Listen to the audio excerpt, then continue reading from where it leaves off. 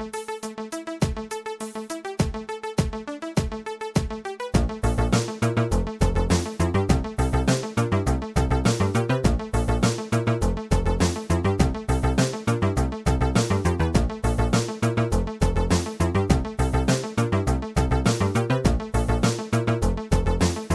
the Year of Shame Challenge. Hello and welcome to Year of Shame Series 12, Episode 9. I am your host, Kevin, and I am joined by Rich 1. Ooh.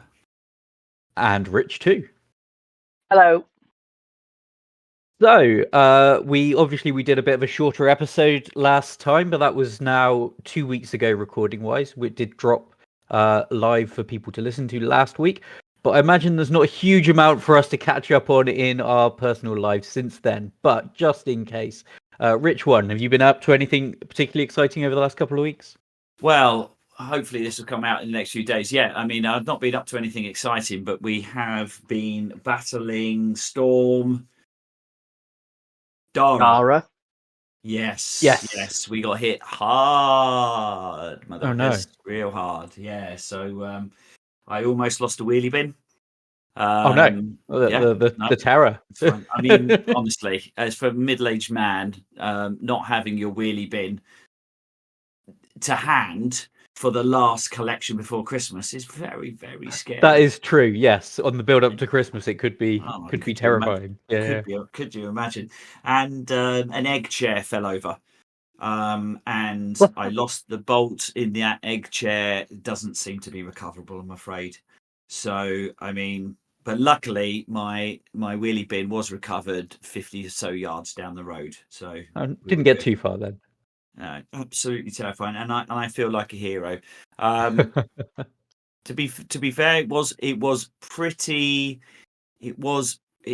ropey to be honest. But I was supposed to be meeting up with the with my buddies Stu and Dave and I think Lee and a few others. We do a kind of an annual trip to go and see a band called the Wonder Stuff. Yay! Yeah, I know the Wonder Stuff. Yep, and I just couldn't do it because I was being a bit glib, but unfortunately, my wife's shop did have some serious power cuts and a bit of flooding. We had to move all of the stock, and I just felt very bad about jumping in the car and going out for the evening while things were there, and we had to take food round to her parents' house, but luckily I've just had news that their power is back on, so they were coming to stay here. So I'll take very. So how long was the power out for then? Oh, since yesterday morning, but it was just showing it might not be back on till tomorrow, so they were coming to stay here. Yeah. Days. You go and see them that goal every year. Yeah. Can I just ask something? Yeah. Is part of that set Dizzy? Do you know what? No, I don't recall it. I dislike that song, and I have been every time. Go away. I get so enamored by Mission Drive. I mean, look, you've got to remember the Wonder Stuff were famous from 1990 probably to 1993. No. Dizzy was at the height of that, and that was their popular one. But their fans start at age 49, I think, and they finish at age 54.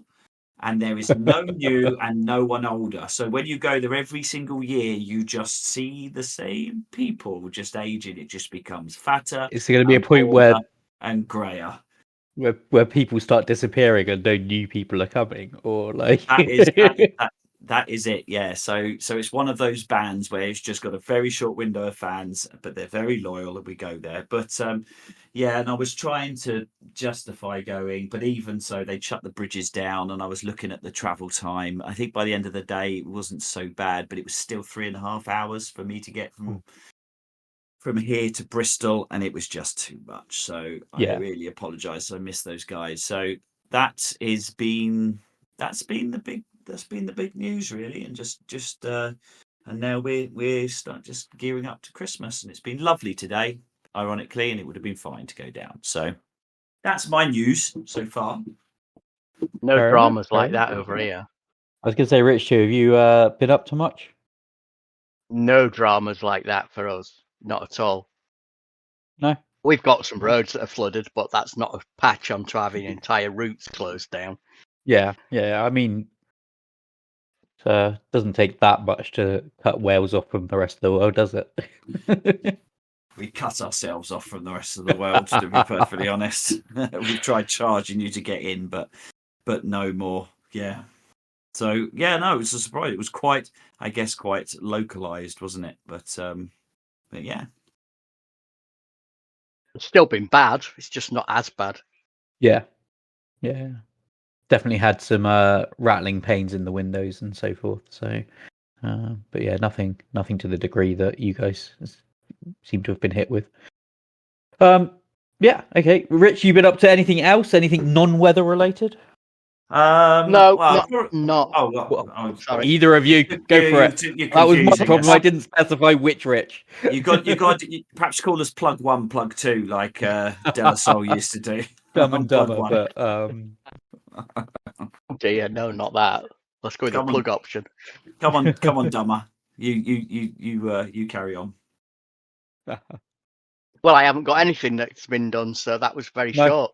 Nothing. Okay, cool. Nothing at all. Fair enough. No. I need a longer period of time for things to happen. Yeah, like I said, to be fair, it's only been a couple of weeks. My biggest news is we had work company Christmas lunch on Friday, in which I managed to score 2 entire 3-course meals, which I think was something of an achievement. Right. There was. Had you planned on doing it?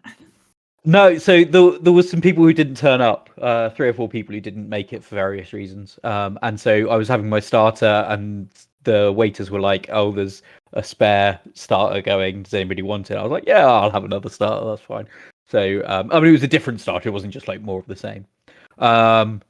And then they did the same with the main courses, and so I ended up with the second main course, and that was like probably pushing it a little bit. Like I was beginning to feel pretty full at the end of that. But when the desserts came around, I felt like having had a second starter and a second main, I kind of had to go for the hat trick, right? So I had a second dessert, and yeah, then was distinctly uncomfortable for the rest of the event. But we made it through. And seeing as we didn't have one last year, I feel like getting 2 this year is definitely a valid option.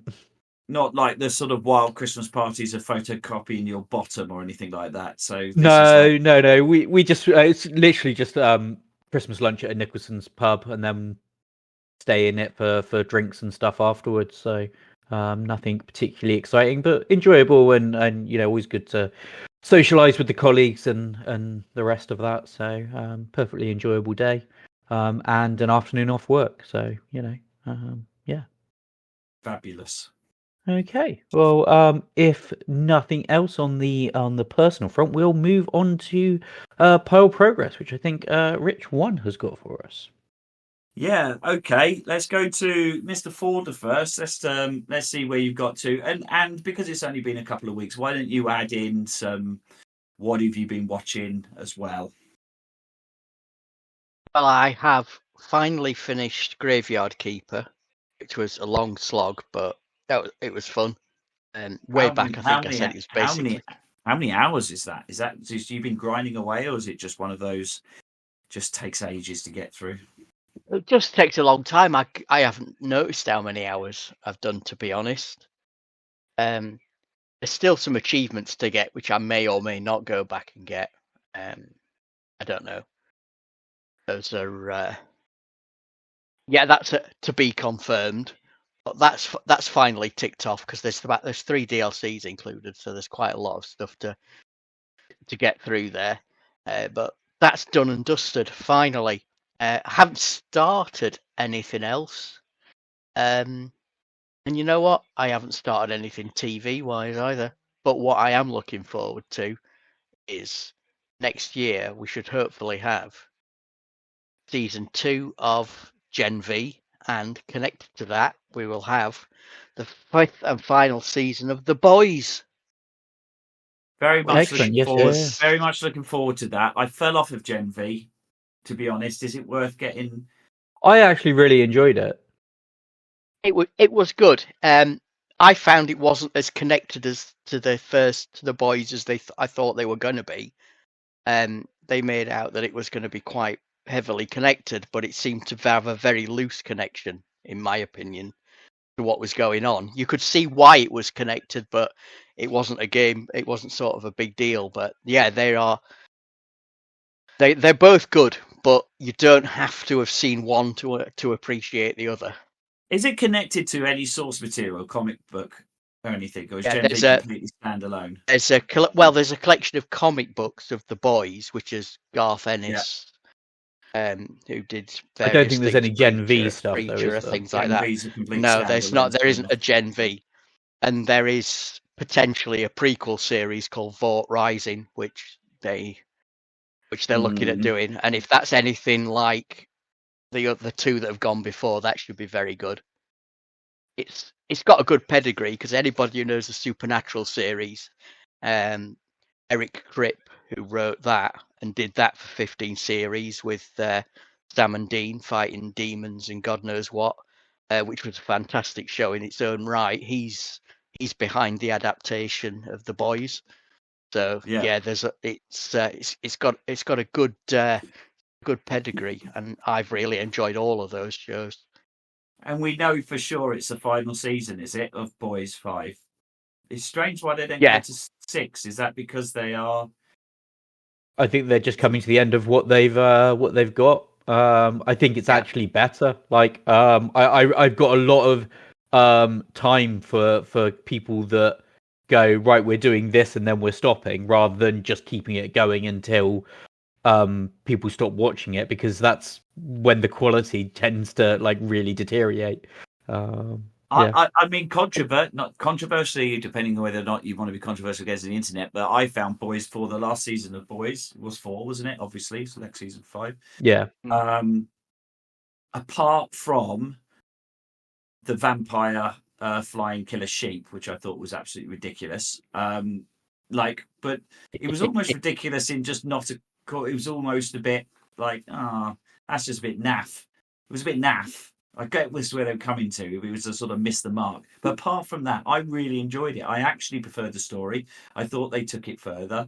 It was a bit more serious than before. So I don't know why there seemed to be a lot of hate about it. I actually enjoyed it more than any of the others. I don't think any of them have been as good as the first season, in my opinion. And I think Gen V sort of recaptured some of that for me. It was newer and different and not kind of quite as formulaic. I think maybe especially the first season, The Boys had that shock value, and I think it sort of lost that a little bit as it went on, because you knew what were coming and knew what they were doing, kind of thing. Yeah, well, I think once they introduced the guy with the killer penis, I think that was the sort of the end of the shock value, wasn't it? Yes. Really? Yeah. And the start of season 3 where he exploded the guy from the inside. Yes. I was going to say that the termite episode was classic Boys. That. Yeah. Clearly, as well, a great reference to the Ant-Man. Thanos speculations that were going around before Endgame. Yeah, exactly. So yeah, no, I get what you mean. If you're in it for just the continual shock value, but then again, I was going to when I booted up I was like, just I think the story's good. I think I'm intrigued, and taking down Homelander, which is obviously the end game, isn't it? Yeah. And I think that's maybe the or not, and how they do that is actually intriguing, rather than just like what absolutely ridiculous sexual horror can they impart on us now. And I think that's possibly some of the stuff that I've struggled with, is that it's been, against Homelander the entire time, and it always just feels like, are you guys actually going to get here at any point? And once they do defeat him, or not, I feel like that's kind of is the end of the show, right? So I don't think it would work well in a post-Homelander world kind of thing. So I think what I enjoyed yeah. about 4 was I thought it was rather clever, if it wasn't that subtle, but I thought it was clever and interesting how much that they were basically showing him as Trump and doing the sort of, they made that satire. And I had thought a lot of that in there. pretty good in terms of just poking fun at how ridiculous that whole polarization of the American political system. So yes, but that was that is true. They did do that well. The whole idea of just clickbait and wolf whistle calls was basically Firecracker's character. Yeah. In most of that, because she was just talking to the fanatics on the right wing and getting them all behind them rather than the Starlight Foundation. Yeah. And then of course there was the flying zombie vampire sheep, which then just took any of the intellectual commentary that they were. You won't be surprised to know that I really like that bit. Of course you did. I'm going to assume every film you ever watch, if it doesn't contain flying vampire sheep, you just don't watch it, do you anymore, Rich? No. What's the point? Why waste your time? Have you seen Black Sheep, Rich? I assume you have. I have not. Yes. Oh, it's it's a New Zealand film with they have experiments going on and sheep become carnivorous. Sort of zombie sheep, isn't it? Yeah. In a tiny nutshell. Was this back in the early 90s? Is this an early 90s one? Yeah, no, early 2000s, I think. Late 90s, early 2000s. Because they've got a history, haven't they? I mean, I remember sitting watching, I'm going to get this completely wrong and you're going to hate me. Brain Damage. Bad taste. Yeah, Black Sheep was 2006. And you're probably thinking of Dead Alive or Brain Dead. Brain Dead. There is one where the guy, inherits a house, and his auntie gets bitten by a rat monkey, and he runs through the lobby with a chain, with a lawnmower, with a fly mow. Yes, that's Brain Dead. With the Brain Dead, and that's from New Zealand. Yes, New Zealand, exactly. So they've got a history of these off their nut. Absolutely very bizarre. The one that the scene still sticks with me when he's doing the alien ritual and they're all throwing up in the bowl and he's trying to pretend to be within. Is that Brain Dead, where they're all aliens, or is that another one? That's Bad Taste. Bad Taste. I get the two interchange. The 90s. Well, you and can imagine Bad Taste is everyone's favourite Hobbit commander, Peter Jackson. Is it? Oh my God. Bad Taste is Peter Jackson's first ever film he made with his mates about aliens coming down and their delicacy is human brains. Well, on the Peter Jackson front, did I see right District 10, or is that just internet bullshit? I don't know. District 10, it could be a thing. There is rumours of a follow-up to District 9. Yeah, which is Peter Jackson, isn't it? Not that District 9 wasn't, but he might be involved with District 10. He was a producer of District 9.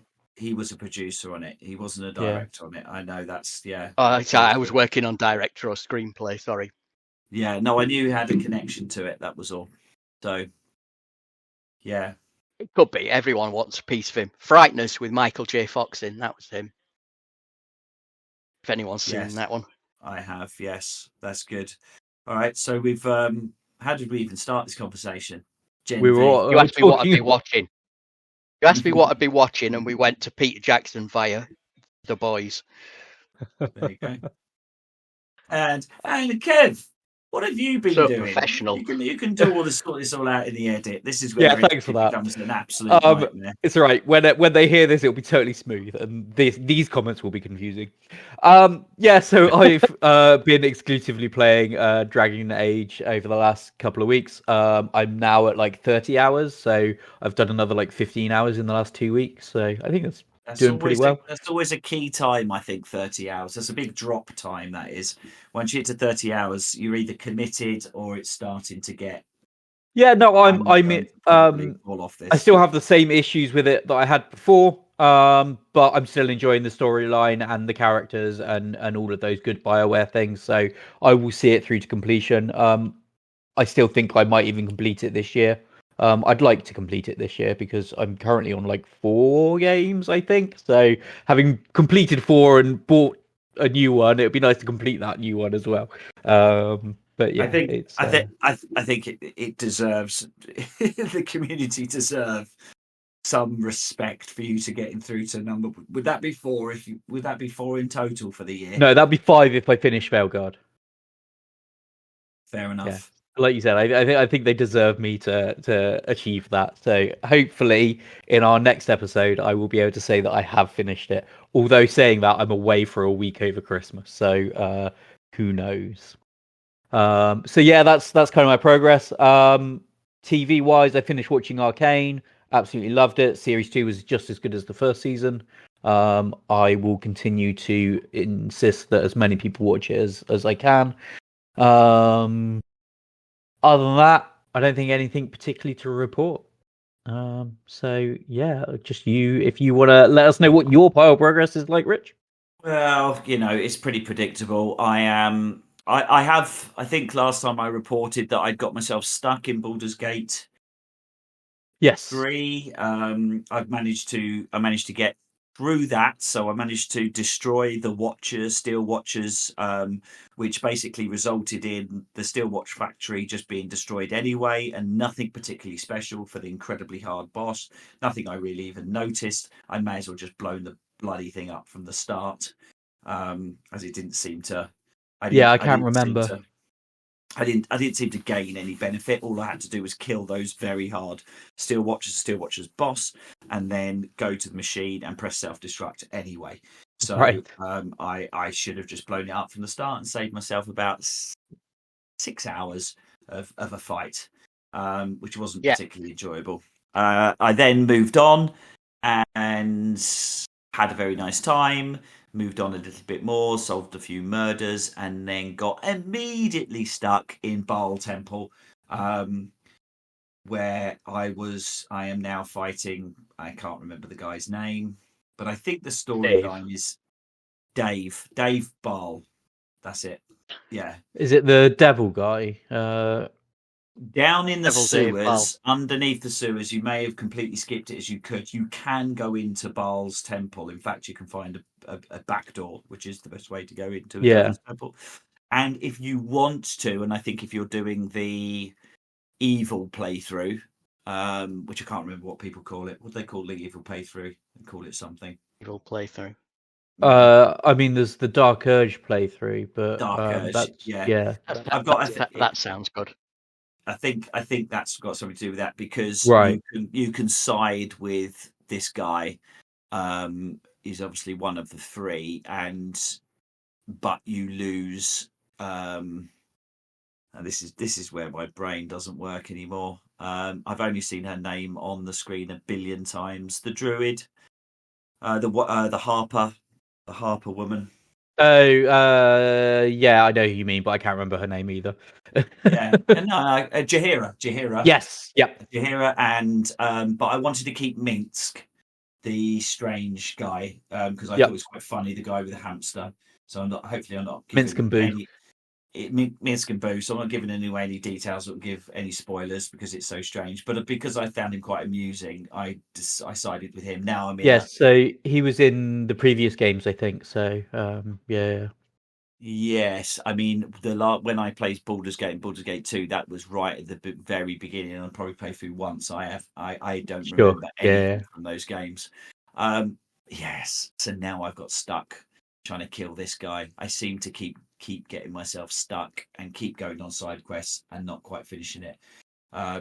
It's one of those games I don't want to finish, because I don't go. I'm not very good at going back and starting again. Although this is my second playthrough, and I just want to exist in this world a lot longer. Yeah. And I had a similar kind of thing near the end where I was struggling to focus and actually just get it completed. and I've been back and started new playthroughs, but I've only ever got about halfway through with any of those new playthroughs. I've never got near the end again. So Yeah. I absolutely understand where you're coming from. Because Rich, I think you pulled that out on Cyberpunk 77, didn't you? In terms of like, as I was saying, why don't you just finish it and you can go back later? And you were sort of saying, I kind of don't want to. I kind of want to exist in Cyberpunk and don't want to close it down.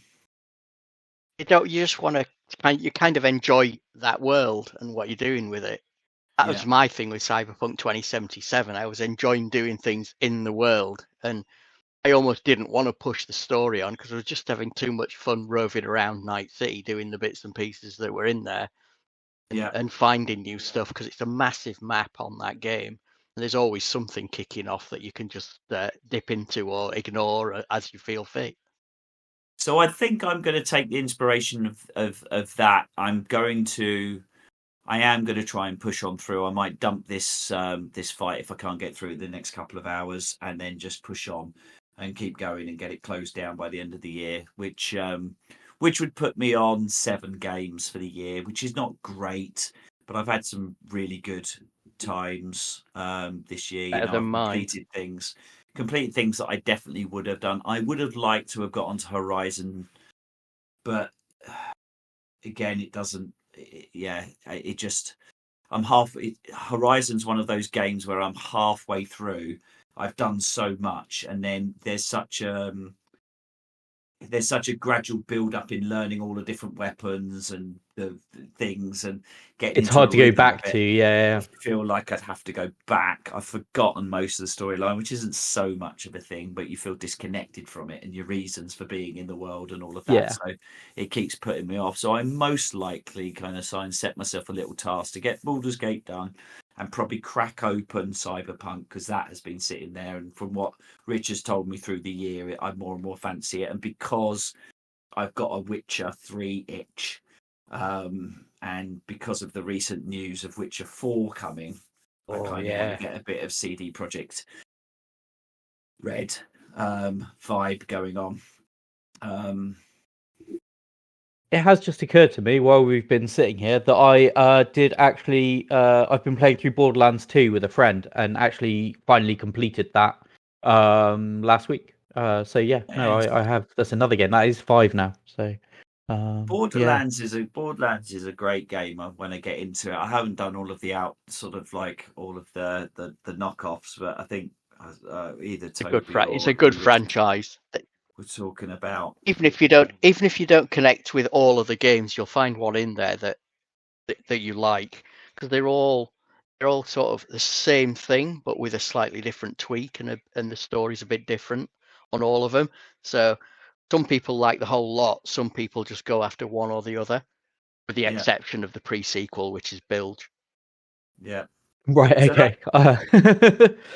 So that's where I am on my pile progress. Obviously, things like FIFA, I've been throwing myself into and hating it and all of that. But I think we've been there before. Don't worry about that. We've come to the end, pretty much the end of every single year. We do the F1. Rich, I know we've been talking about that, and you floated the idea last time that you might jump in for 24.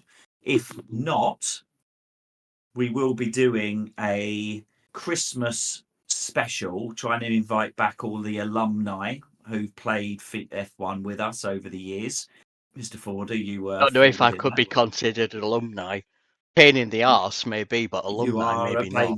You are. Those two things aren't mutually exclusive. You're a pain in the arse, but you are alumni. I'll be a pain in the alumni. How about that? A pain in the alumni, exactly. And we're planning on doing a get-together race where it's full damage on, full race. It's obviously absolutely ridiculous. Oh, for God's sake.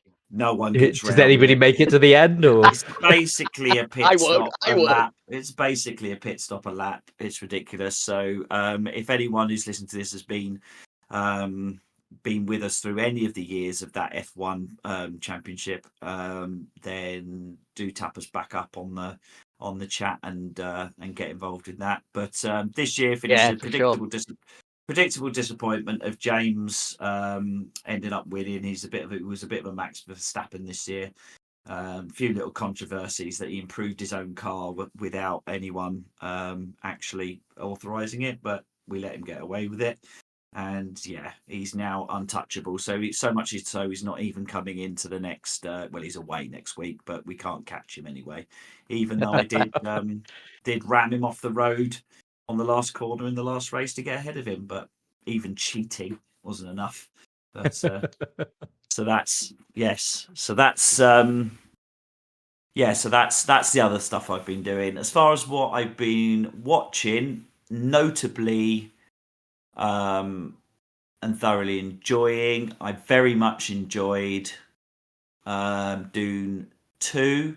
I'd missed it in the cinema, and I'd wanted a night when there was no one else in the house. I could stick it on the big TV, turn up there's a lot of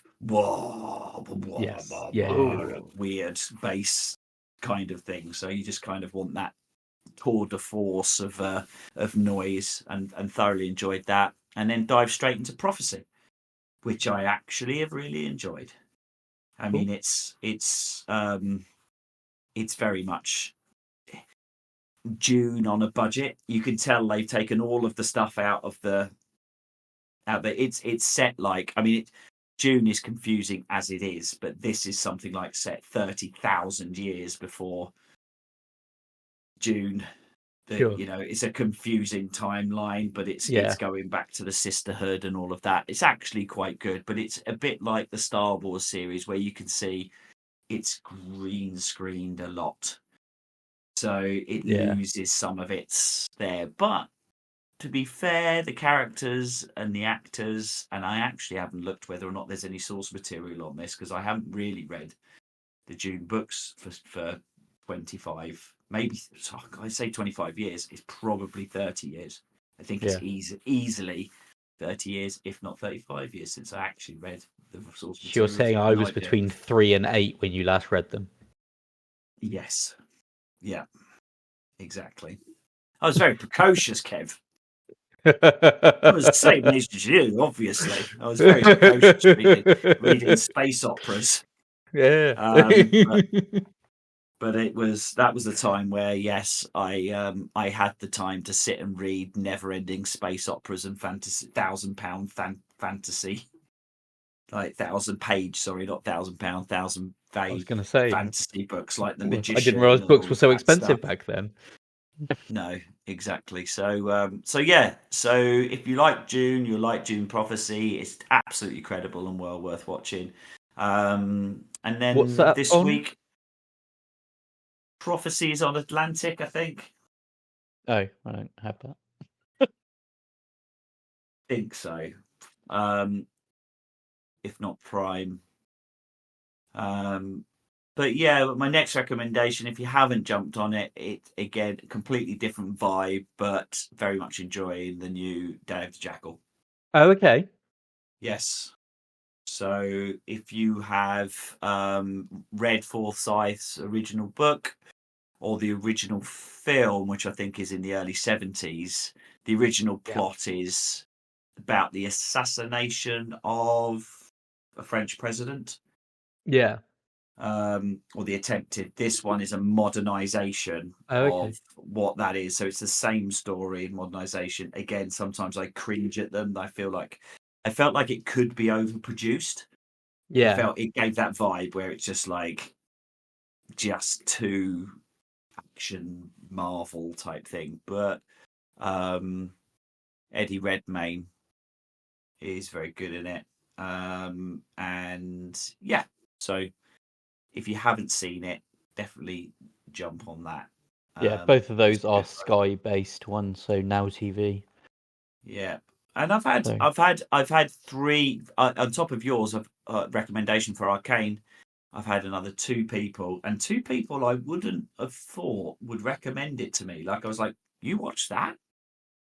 It genuinely it's like this doesn't feel like your vibe, so I don't even know how you come across it. So it has really blown up on the internet in general. I feel like there was some kind of of that around season 1, but season 2 has really had a lot of kind of general excitement on the internet. So I think it somehow gained some traction Whether it's just people like me raving about it when on the build up to season 2, or I guess it's been a couple of years between season 1 and season 2, so I guess a lot of people have had chance to watch season 1 in that time. But yeah, it is fantastic, and I really do think pretty much everybody should watch it. Yeah. So that's my pile progress and what I've been watching. Awesome. Okay. Well, from there, I think we'll move on to talk about what things are coming up. I think we're going to talk about beginning of next year as well, and the things that we're thinking about. Yeah, so we've got a bit of a wide spread of things. So there's quite a wide release date or release window covered. Maybe not so many games that people know, but let's start off. And in January, the only thing that I could see was there is Spider-Man 2 coming out. It's coming out to PC, yeah. I haven't played any of the other Spider-Man games or any of the Miles Morales games, so I don't particularly know what's on there, but I know there's a lot of people who are fans of the Spider-Man and Miles games, as they have been so far. Yeah, so Spider-Man 2 is already out on PlayStation. I think it was one of Toby's first games at the beginning of the year that you completed. They are fantastic. This is the release of it onto PC, which I am desperately excited for, because I am one of those people that loved it. Like, I bought a PS4 Pro just to play Spider-Man on, and absolutely loved the game. And then when it came out on PC, I actually sold my PS4 because I sort of noticed that all the PlayStation games were coming to PC anyway, and there was no point in me having this hugely expensive PC in the corner and also using the PlayStation to play the games. I'm super excited. Dirty. You got yourself out of the gutter, Kev, didn't you? Away, absolutely that. I was slumming it with the peasants for a little while. Like a prince, like what's his name in the princess in Aladdin, going down. was doing his computer version of Trading Places. Yeah, exactly. So I think a few episodes ago we talked about the idea, or I talked about the idea of doing a Year of Shame back to back. And it was shortly after that they announced Spider-Man 2 coming out on the PC, and combined with a couple of other things, I've just decided that I can't do next year. So that won't be happening primarily because of Spider-Man. Oh my god, yeah. I mean, we'll get onto where we are with that, but back to backs would have been a first. I would have loved to do it, but just too many things next year that I want. Yeah. Well, that's what makes it good. We have got, we have sort of. This is I feel like it has to be the lull before the storm, right? Because there can't be another year with just. I mean, come on. What's notable that's come out this year that's made any impact? Not really anything. Hasn't just fallen off a cliff. Nothing. That said, Indiana Jones is out on Monday, tomorrow. Yeah, tomorrow.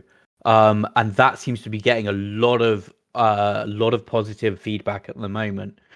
So I do wonder if that's going to be something of a hit game right at the end of the year. Yeah, so that's in the January bits, isn't it? Yeah, we've got that. So off the back of that, you've got the Indiana Jones, which is, well, the only thing with that is let's just hope Bethesda have improved.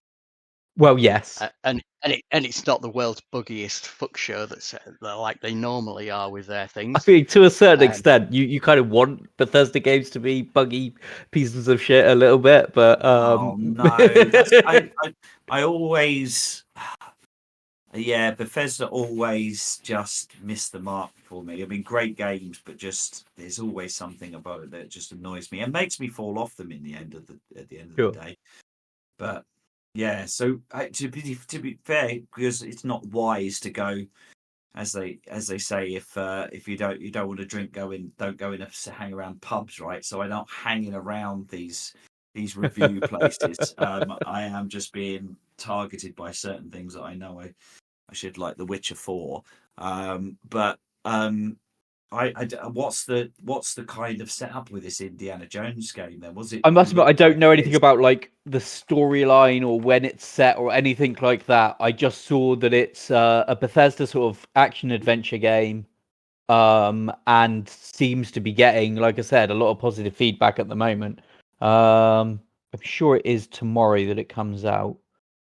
It is. I'm not sure the exact date, but it's definitely a December Yeah. release. So you might be right, Ken. 9th of December, yeah. And it's straight onto Game Pass as well. So for those with Xbox and stuff, it's I mean, Bethesda are a first party company now, so all of their stuff is going straight onto Game Pass. By that you mean they're owned by Microsoft. So it's the reason for going Game Pass. That's not the equivalent of straight to video. No. It is. No. So Microsoft bought them, and Microsoft have always said that all essentially developers that are owned by them, their games will go day one Game Pass. Well, look at this: 9 out of 10. 9 out of 10 on Steam. 87% on Metacritic. Yeah. It looks like it is Indiana Jones. It is him as the main character then. Yeah. Maybe they finally managed to program something that doesn't look like it's a beta incursion that you're all testing for them. Well, we'll see. I imagine a lot of the random bugs will come out as of tomorrow, and people are actually getting their hands on it. But I mean, it has to be. It is going to be immediately compared with Uncharted, right?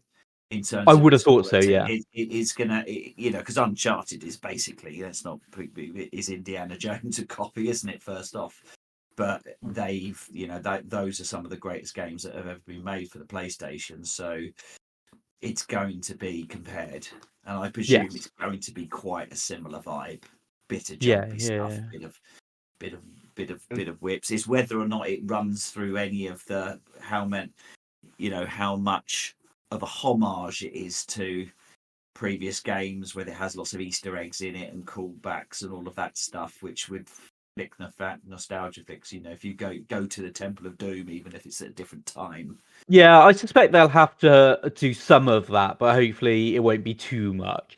Because I think that they do have a section where he's quite obviously confronted by and scared by snakes. Yeah, you got to run away from a boulder, right, and do all that good stuff. Yeah, definitely. Yeah. I mean, it'd be a bit obvious if he took someone's gun out of their hand with a whip or whatever, or the opposite way around.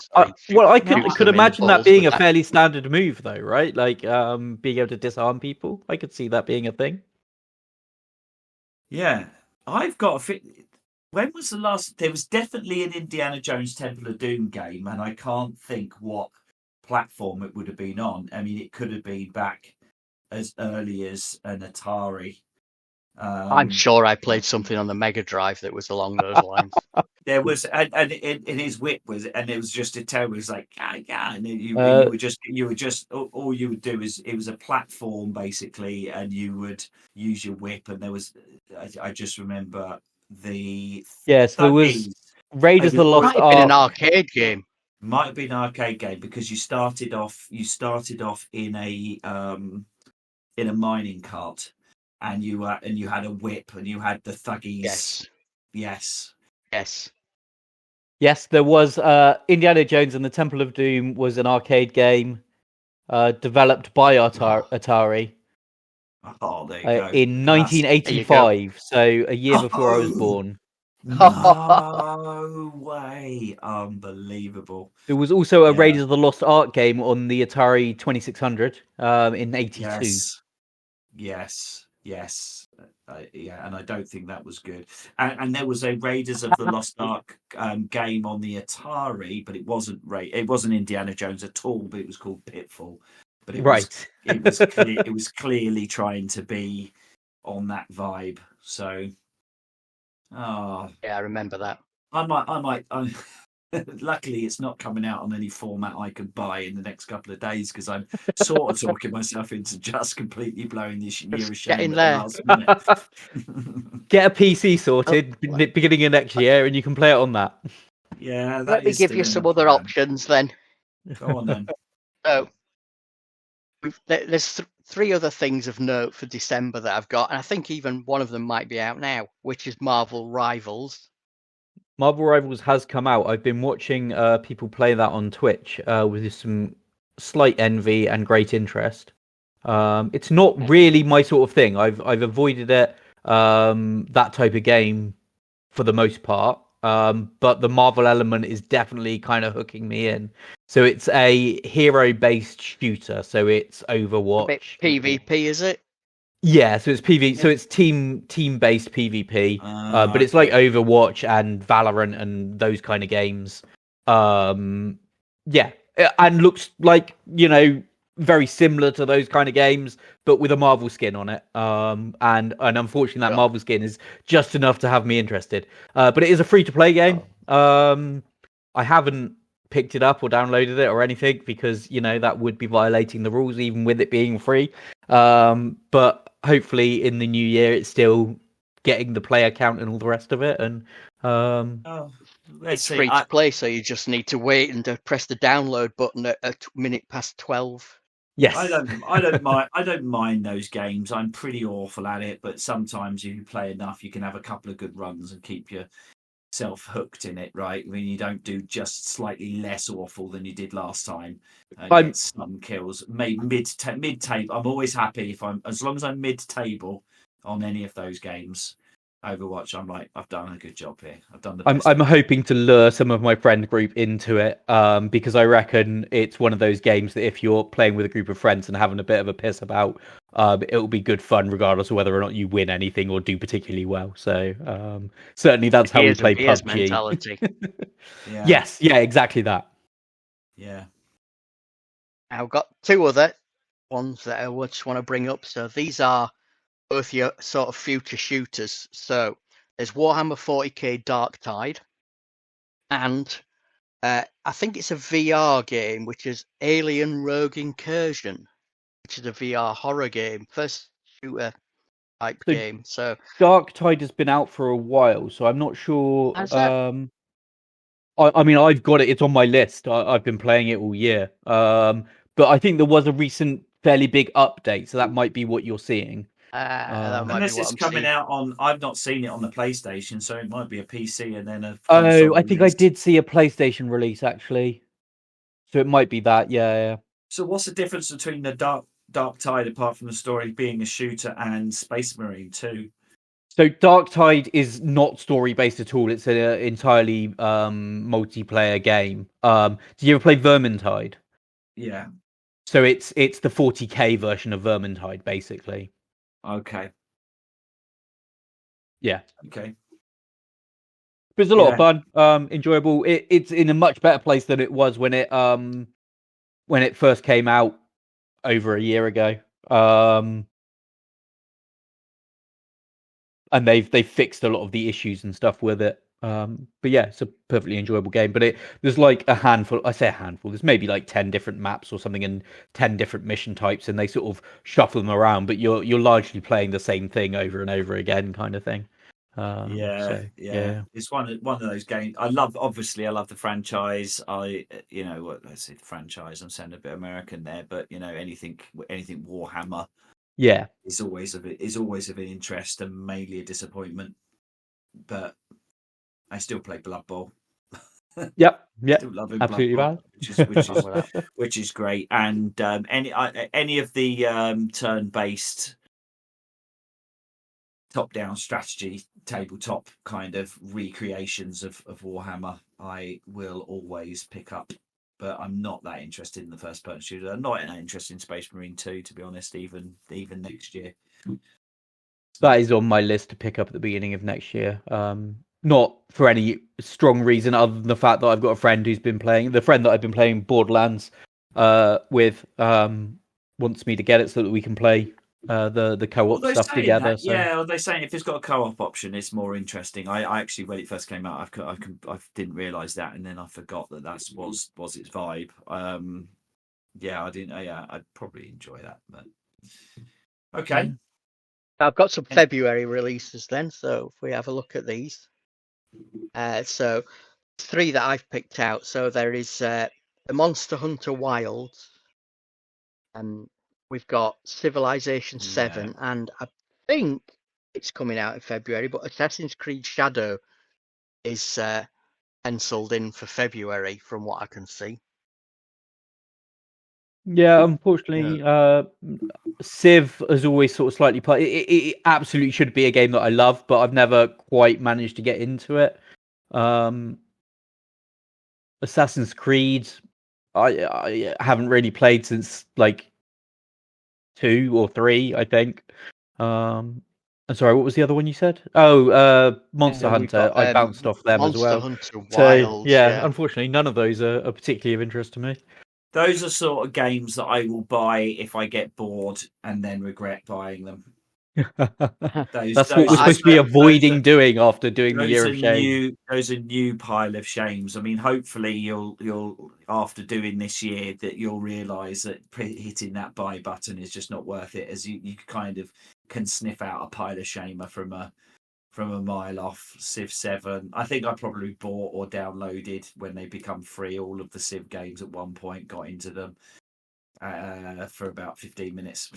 I didn't realise I don't really like this. I like the Civ games, and this one's got a change in the mechanic for moving between the eras. So before, you used to just pick a single civilization and that was it. You were stuck with it.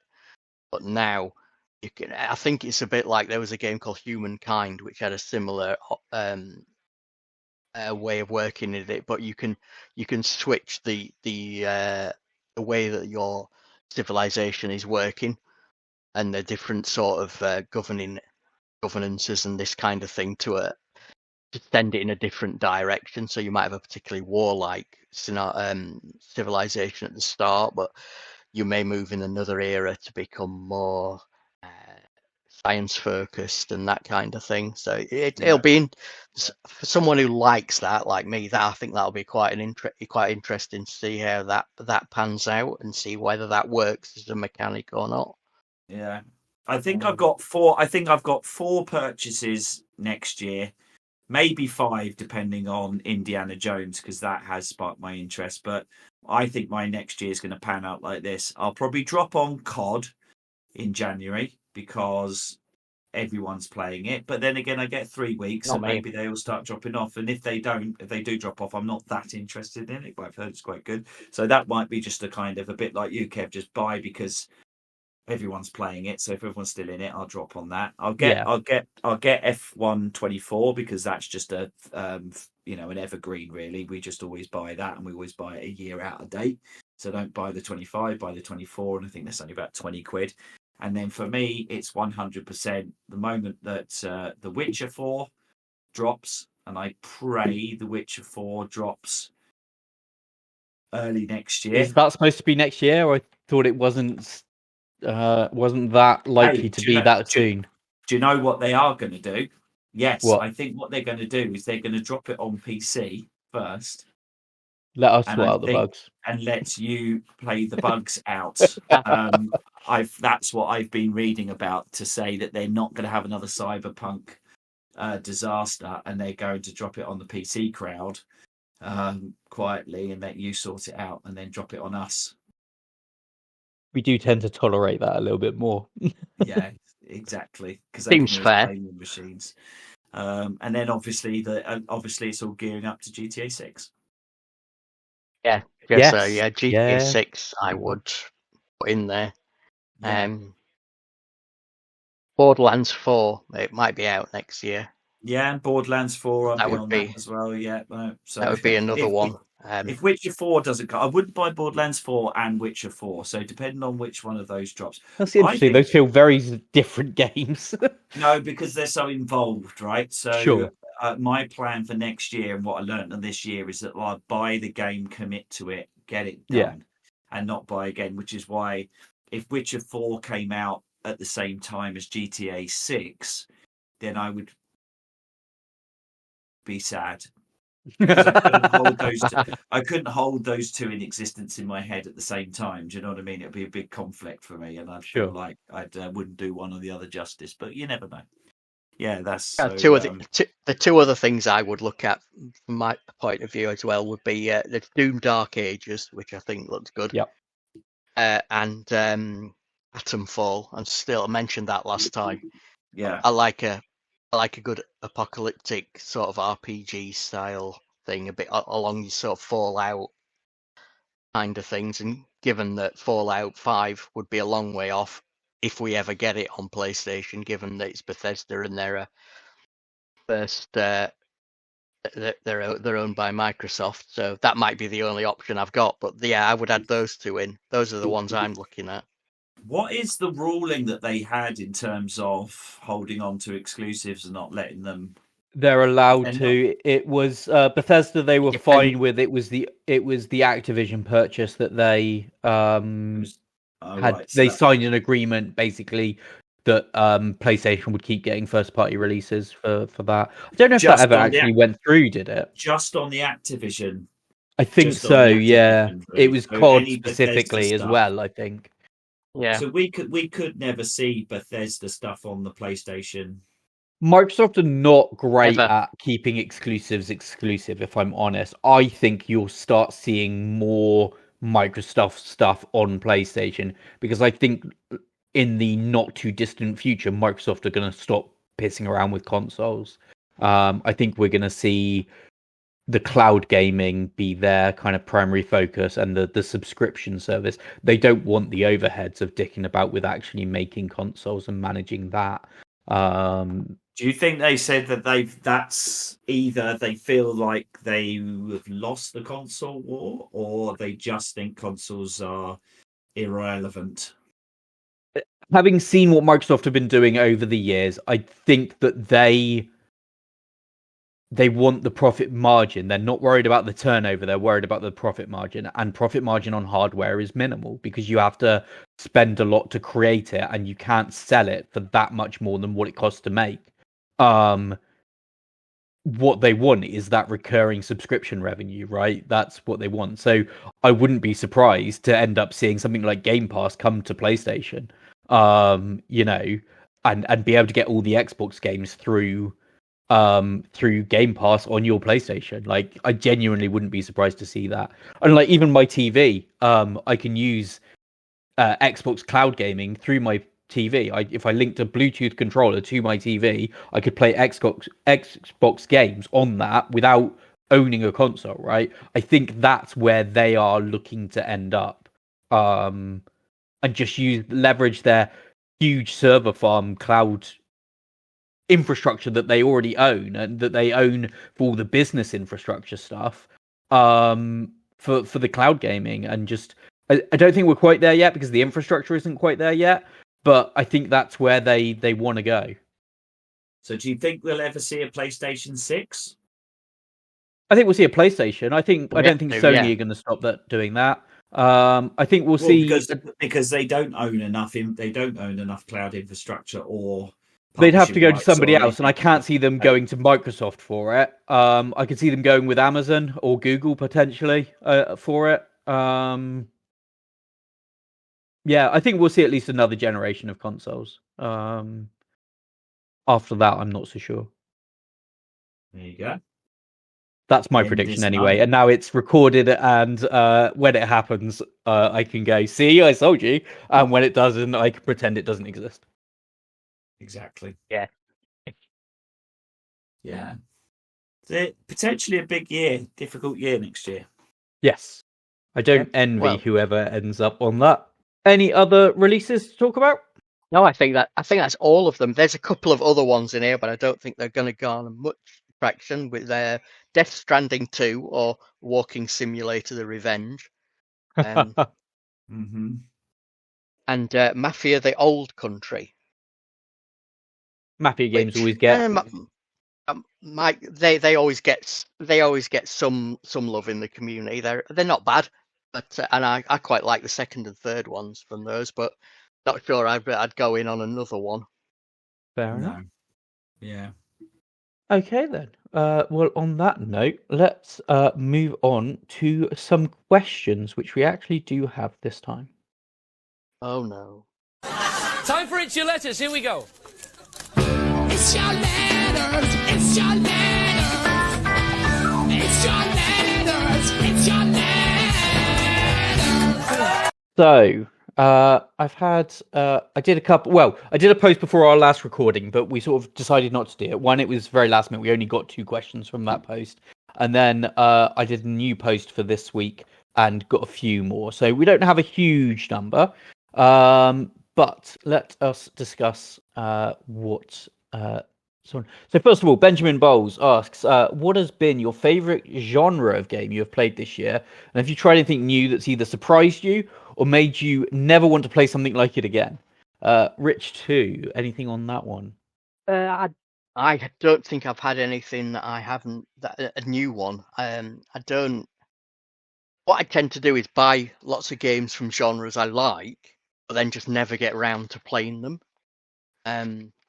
And that's where most of my year of shame things come from. So they tend to be things like real-time strategies or horror shooters and that kind of thing. I have decided that I'm going to be much more careful when I look at sort of things like Callisto Protocol, which appeared to be another version of a Dead Space game, which I thought, well, what could be wrong with it? I like Dead Space.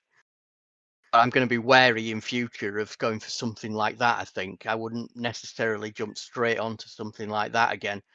I found with that, it was, if anything, it was too much of the same. Sure. Even though it was dressed up in another package, and it didn't help that the remake came out as well, which was fantastic. But yeah, I think that would be mine. Rich one? Which games don't I like playing through? I think a bit like Rich was saying, I'm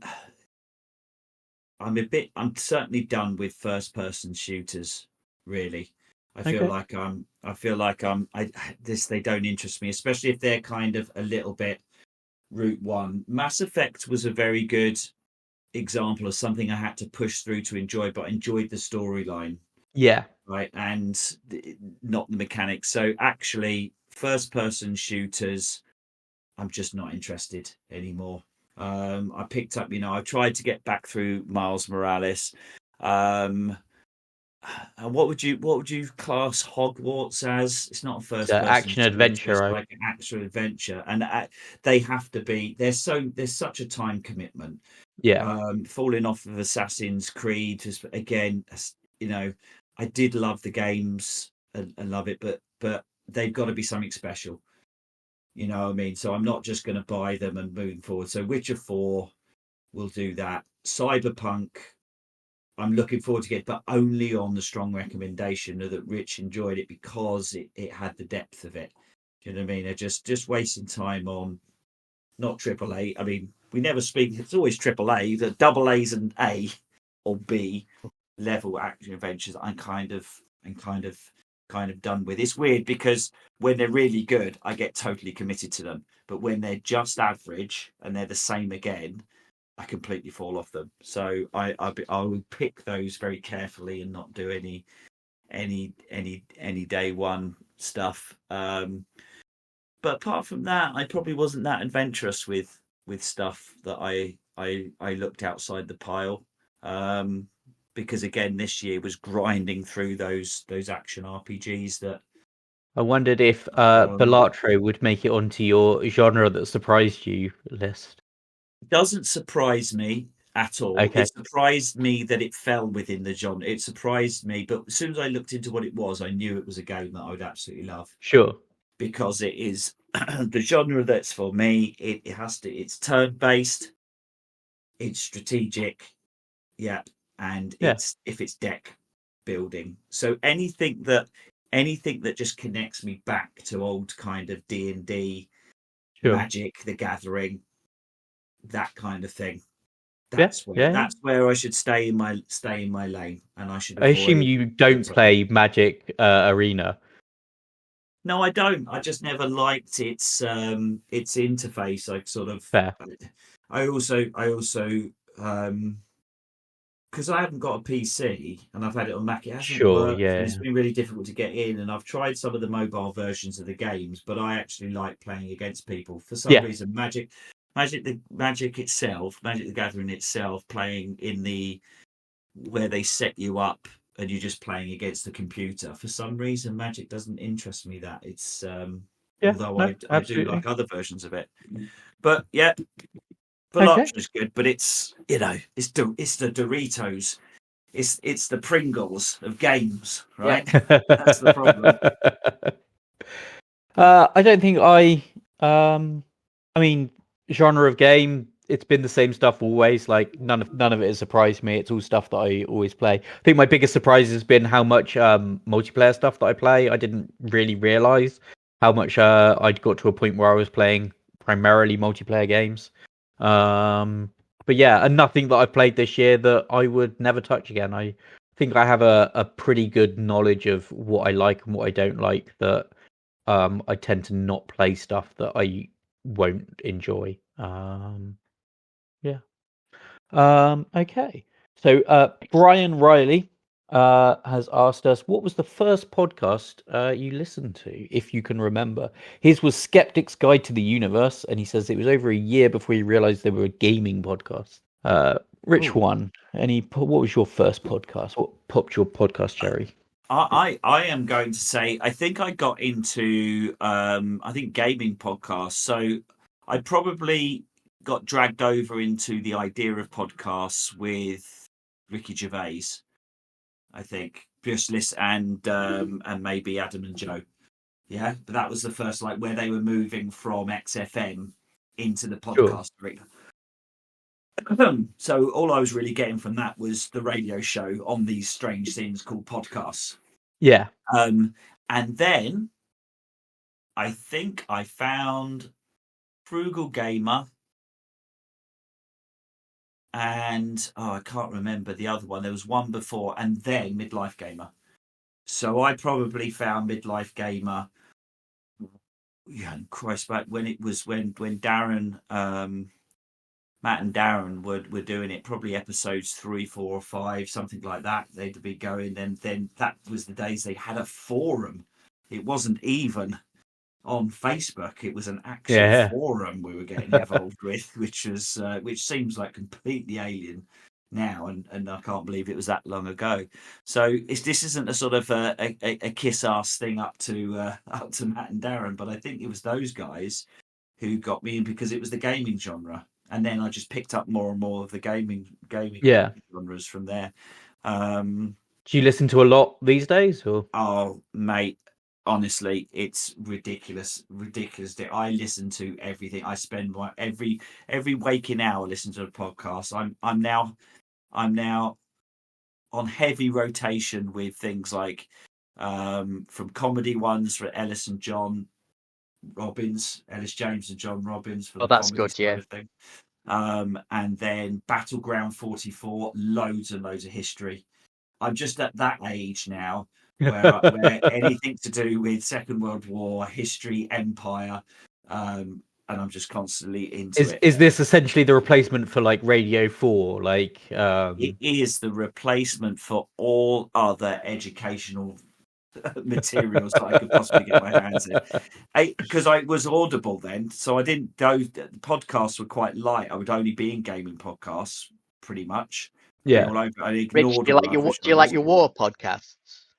I do. Yes. Do you listen to We Have Ways of Making You Talk? No, I don't. I would take that as a recommendation.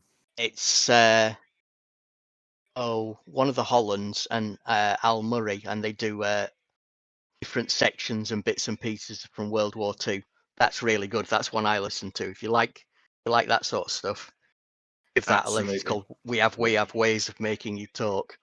It's going on my list now. Yeah, it's an embarrassing amount of time I spend on that. If I spend as much time listening to podcasts, I do. But the beautiful thing with podcasts is, right, that's just the commute. It's doing anything that doesn't require you to listen to anything. Pass the time. I do with 3 hours. 3 hours it took me to move all of the logs from my driveway to the back of my house, which is just one of those frustrating jobs. yeah, nail I out feel like an you should hour. should be able to like automate Now, test me on anything to do with Nelson and the Battle of the Nile, mate. Fair enough. The Vanguard ship. I mean, I I can tell don't you. know I can anything tell you. about it. I can tell you the strategies of how the English in the line ships took down Napoleon's fleet and the tactics they used and the sandbanks that They went through. They went through them. They went through them in the gaps, That's exactly what they and did. they shot the broadsides into the front and rear of their ships. Brilliant. So there you go. There you go. We should do a history Excellent. podcast. We should do a We should do it. Yeah, we should do a history podcast now.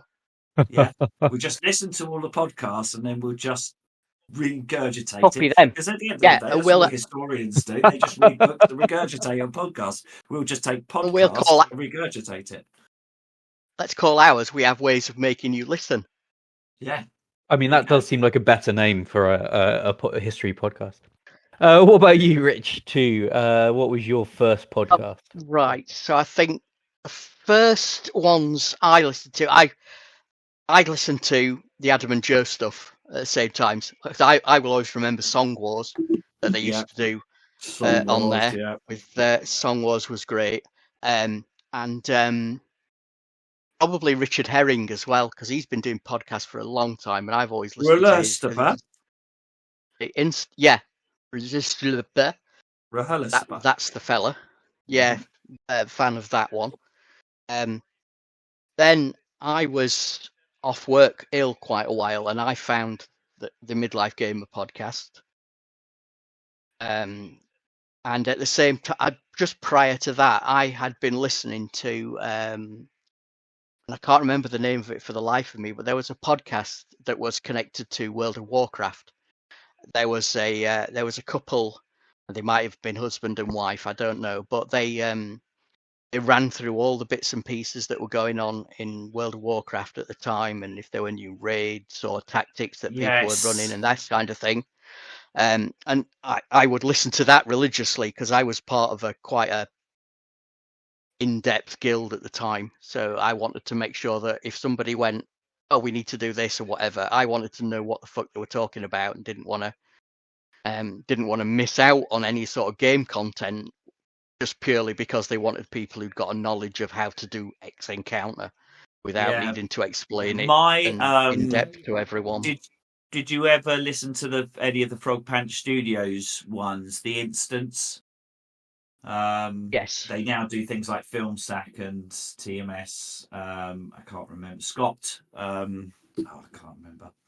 But yeah, I very much similar. Listen to The Instance, and they would almost podcast daily.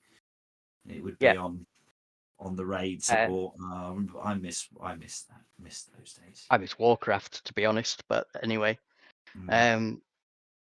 now guess what? I listen to a couple of religiously to a couple of horror podcasts. One is the Evolution of Horror, which takes all the subgenres from within it. So ghosts, slashers, folk horror, monster movies, these kinds of things, and starts the history of it right back from the start of cinema, your 1920s and 30s, and runs it right up to date, taking a look at a few films out of each sort of era and seeing how they've developed. That's from really interesting. Nosferatu to Nosferatu. At the moment, yes. There you go. Full circle completed. Yeah. The other one is called Brain Rot, which is, yes, officially the word of the year according to the English Language Dictionary as well. But this podcast takes the best and worst out of the video era of films from the 80s and 90s, and both admires and pokes fun at how ridiculous they were in equal measure. That's very entertaining. And I want to give a shout out. That's going on my list as well. Thanks for that. That's more of my life I won't get back. There is Atletico Mince, which is Bob Mortimer and Andy Dawson just talking shit and taking the piss out of people. Things like the gangs of the EPL, which is all to do with Harry Kane and his nasty chin attacking people. He's got a Barry homeowner and the train guy with his yeah cappuccino antics. So there's all that going on, and then this is sometimes mentioned actually on Ellis and John, but there's a podcast done by Mike Wozniak and two of his mates called the Three Bean Salad, and they get listeners to write in with topics, and then they just try and talk about them for about half an hour, 45 minutes, and generally talk to it about 15 minutes and end up on 30 minutes worth of tangents. Because they can't manage to keep their minds on what they're supposed to be doing. We wouldn't know what that's like at all. Exactly. We would never do that. Absolutely. We've just listed 45 other ways to spend 45 minutes better than you're spending right now listening to us. Yeah. 45 more different, more professional versions of what you're listening to now. I will not add anything to that because I don't really listen to podcasts. It's something that I've always Radio 4 comedy's good as well. Dead Ringers is funny. I've sort of attempted to in the past and just I forget and stop listening. And yeah, I did get quite into Fake Doctors, Real Friends, which was the Scrubs one by Zach Braff and Donald Faison that came out over lockdown. Do you guys? I assume you guys at least know Scrubs. I know Scrubs. I know Scrubs. Yeah. Yes. Yeah. So essentially, they did a podcast where they rewatched the episodes, and the idea was that you listen to it while watching the episodes, and they talked about the stuff behind the scenes and all that kind of element of it. Like watch along episode. Yeah, and was supposed to be very good. And certainly I enjoyed. I think the first like 5 or 6 episodes that I listened to, and then like I said, I just kind of got distracted by other stuff and didn't go back to it. But yeah, so did you properly watch along with them? Yes, yeah, I did. I think you kind of needed to because they were talking about stuff that was happening on the screen. It's like if you weren't doing that, it might not really work in context and stuff, which seems great for the time when everyone was sort of stuck at home. I'm not sure how much and how popular it sort of stayed, given that I don't like watch along podcasts, so I always feel a bit disappointed, especially when I film sat when they're doing a watch along, because I never watch along. I think, well, I might as well watch it and not listen. Yeah, podcasts for me fill that gap where it very much is like watching a DVD with the director's commentary on, I think. And I think there's a certain type of person that enjoys that. But yeah, it was good. But the best one. Have you ever watched The Space with series of Space with their commentary over it? Yeah, and the homage special, basically, where they're pointing out all the homages. If you want another one that's good to listen to as it's not quite a director's commentary, but if you can get hold of it, there's a version of This Is Spinal Tap where they watch along as their characters. Right, okay. On the film. So they're watching the documentary that they made about themselves, commenting on it as the 3 main characters that they did it. And that's fantastic. Yeah. And we obviously have the new Spinal Tap coming out. I can't remember if we mentioned that 2 weeks ago. I don't think so. I was unaware of it. So. Yeah, it's absolutely coming out. Kerry, oh God, what's her name? She's on Taskmaster, the little lady. Godliman. Comedian. Yes, Kerry Godliman, very, very brilliant actor and comedian. She's in it, and it sounds brilliant. And her endorsement of it sounded genuine. Like she was genuinely sort of talking about how they've done this because they really want to do it, not because anyone's forcing them to do it. And they've got a really good premise. I mean, it is what it is. Obviously, they're in their 60s. It's reunion. It's So I don't want to get too high hopes for it, but I already have very high hopes. I was going to say, I think I can see the amusement factor in that. Yeah. So. Okay, cool. Let's move on. So Blair Ferguson says, I have come to chew bubblegum and kick ass, and I'm all out of bubblegum, so I guess I'll just ask a question and be on my way. Given the real lack... Come on, what we got to guess his quote. They live. Roddy Piper when he walks into the bank with a shotgun. Sure. I know the thing as being a famous quote, but I don't know the details, yeah. Are you sure of that? That was probably more information. Mate, yes. 100 and more percent. Oh God, I nearly... I've heard that before, but I could never in a million years got it as they live. But I know the quote. Yeah. So his question was, given the real lack of any AAA games and the fact that it looks like there will be a good amount next year, are you glad you chose this year and not next year? And what advice do you have for the poor sods doing next year? Yes, and super helpful advice there. Excellent. Yeah, that's why this year has been mainly waffle. Yeah. I mean, there is an element of at least they'll have some good stuff to talk about, right? And some actual genuine struggle around not buying games. Yeah. It'll make it good entertainment and drama listening to the to's and fro's of the mental struggles that they'll go through. Yes.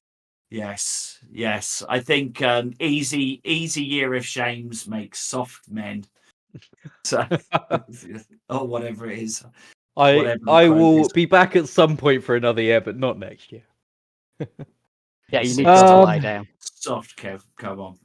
Okay, what else have we got here? Back. Come on. So, next one that's actually vaguely related to the podcast before we move on to the somewhat tongue-in-cheek. What will you guys do after the challenge? Write a novel, star in a film, continue your podcasting adventures, or just sleep? And that is from Stuart Whitehouse. Thank you, Stu. Love to hear his. He knows. God damn it! I'll do more podcasting. I'll probably hopefully get back over to the League of Gaming Gentlemen guys. They're running some challenges. Me and James will definitely do some podcasting. Probably for the F1, we quite enjoyed that. We take that a bit more seriously, but couldn't really commit to it this year. So in the original F1, we would do a race and then we would jump on straight and do a podcast straight afterwards, and we'd interview drivers in the thing and do that kind of pit. Well, that was awesome. Always good fun. Yeah, we'll do something. That's what I think I'll do. I'm gonna invade their podcasts to annoy them. Yeah, sounds good. Welcome. I've actually recently been in discussions with some friends about maybe a role-playing or D&D based podcast discussion of running games and organising stuff and things like that. So I've definitely sort of got the podcasting bug, I think. But no novels or films or anything like that on the horizon. I'm not going to write any films. I'm probably going to watch a vast amount of crap that no one else knows what the fuck it is next year. But that's BAU, really. Yeah, I've got a horrible suspicion I'm going to hook myself into that podcast, the Brain Rot. Yeah. There's some absolute zingers in there. I'm going to pick up a nasty habit of coming into your world. I've just got that feeling that will happen. If I put up that podcast sounds absolutely ace. 1980s horror, going through the genre. That's actually there's another one that's called the Random Horror Number Generator or something. I'll let you know the name of it. What they do is they have 4 columns and they roll a dice and they pick a film from. They put them together and then they have to pick a film that encompasses that and then watch it. So they have no idea what they're going to watch next time. That sounds good. And Kev, we look forward to seeing that, hearing that. Yes, yeah. If we can get it off the ground, trying to organise role players is never an easy task. But we'll see what we can achieve. Okay. AKA herding cats. Yes, exactly that. Joe Middleton asks, it is not uncommon for popular US comedy shows to have a special musical episode. Given the obvious talent amongst this year's hosts, when can we expect a Year of Shame musical episode? I feel like we've lost our main musical talents. Not to begrudge on the two of you. Well, we've lost Toby, and if we describe him as talent, then yes.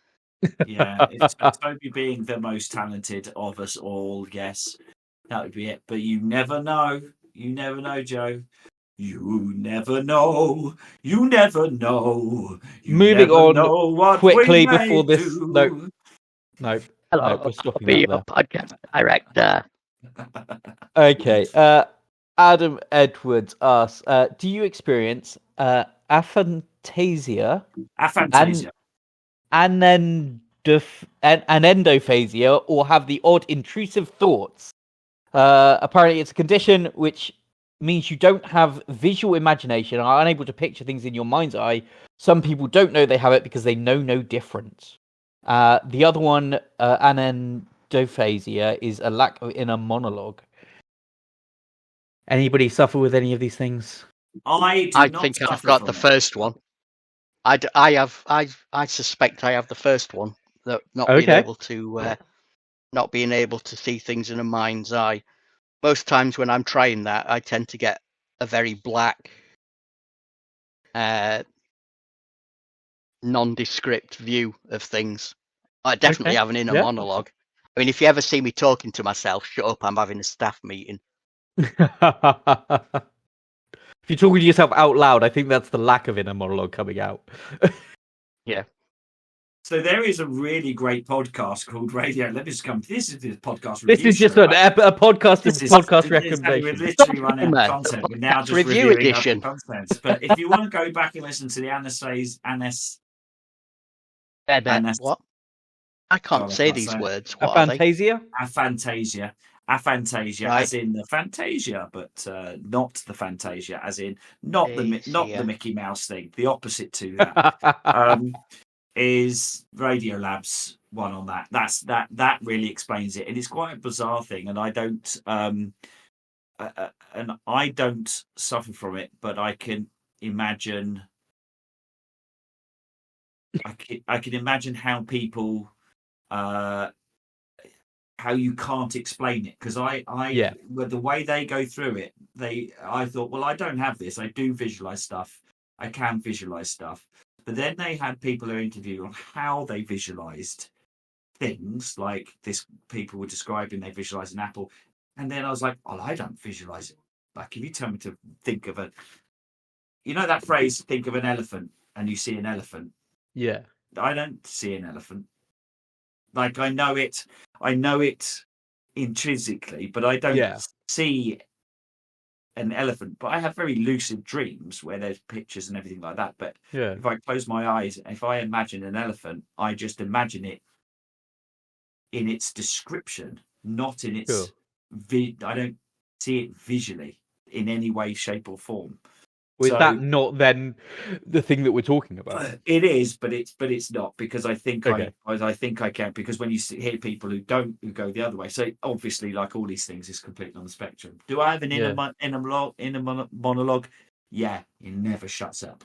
I probably have a number of them. I tell you, one of the things that freaked me out a little bit was I had when I was snowboarding, and I had a GoPro on, and so I put the GoPro on, and I was in the ski boot room putting all of my stuff on, and I think I was thinking about what I was going to do, or I must have been continuously talking to myself as I do.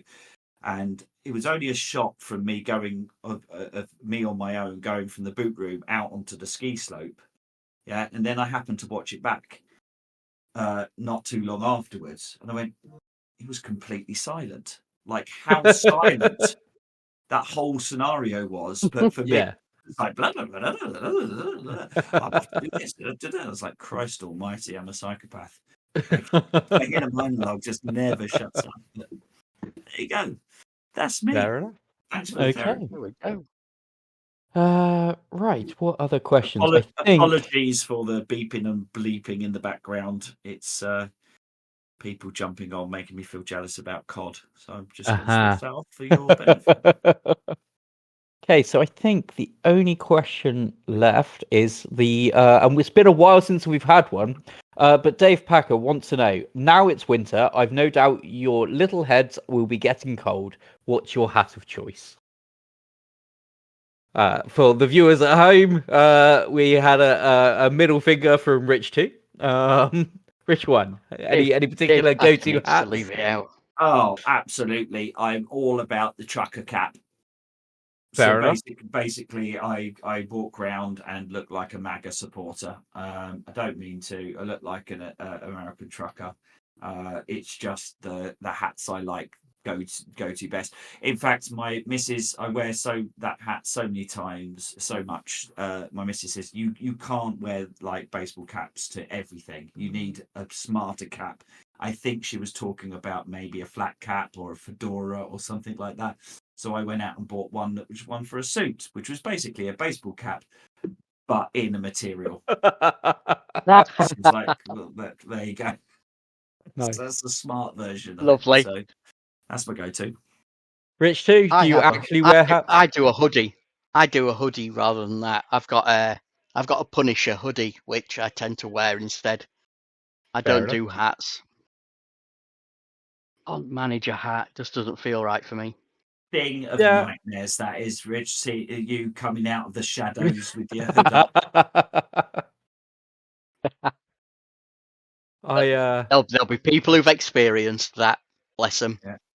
But only the I embrace my West Country side and do in fact engage in a flat cap.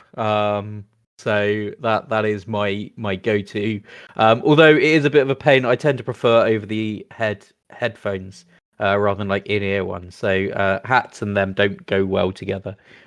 So it has to be pretty cold before I start actually engaging in the hat. Well, I have a question for you then, Kev. Now, when you finish this podcast, will you, as you pretend to be, growing all of your hair back into lovely locks and just moving out? No. So, I mean, the problem is that my hairline is quite far back, and I decided that it looks better shaved off than just receding. So while yes, I do shave my head, it is because of a balding issue.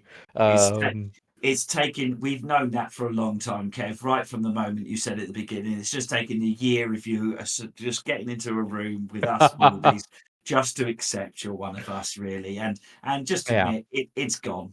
It's like it's like a winter sail, mate. When it's gone, it's gone. And I must admit, I much prefer it being gone. So there's no danger of me attempting to grow it back. Well, fair Kev's enough. hair is like the stock in the middle aisle at Lidl. When it's gone, it's gone. It's gone. It's gone. Right, so that's all of the questions. That's all of the podcast. I think that brings us to the end of the episode. We are still looking for next year's hosts. We have our next recording session currently booked in on the 29th. So we'll be putting out one last episode just before the, probably in the early new year. We're hoping to get any new hosts on with us for that session. I've already spoken to the one person who has signed up, who's put it in his calendar. So hopefully that will be. I don't think you were blowing it by saying his. I think 99.999% of hosts, if there are any female listeners out there, or any gender, any one of the million genders, you are more than welcome. So it's not exclusive male, it's not exclusively middle-aged, it's not exclusively bald. You can be of any type, and you'll be welcomed with open arms on the podcast. So yeah, guys, get involved. Do reach out to us, and we'll get you set up and good to go next year. So with the end of that, then I will get a goodbye from Rich One. That's goodbye. you. Yes, that's 9 months. Well, I'm going to say, because by the time I'm going to say, have a great Christmas and Merry Christmas, everyone. Because by the time this comes out, this will be our Christmas episode. Absolutely. So. And a goodbye from Rich too. Merry Christmas, everyone. Have a great one. Goodbye, and enjoy your fun gaming all through to the new year. Absolutely. Merry Christmas, everyone, and we will speak to you all again soon.